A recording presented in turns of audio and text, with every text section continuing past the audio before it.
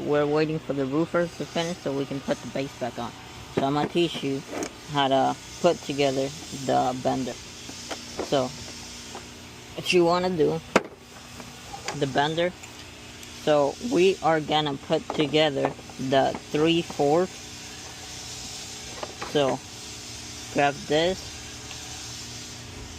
put it right here, and then you just screw it on.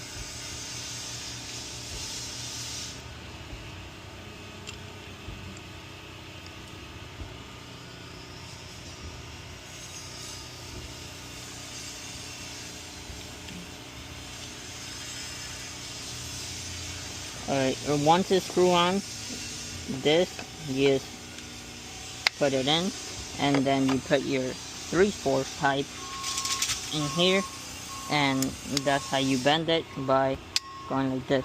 You can bend it 90 degrees, 45 degrees, whatever angle you need.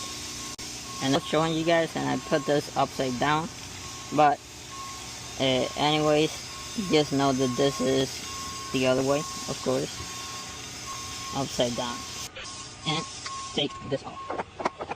Now the way that it goes, like this, like this, so you can lock and tape, like this. Oh, that's how you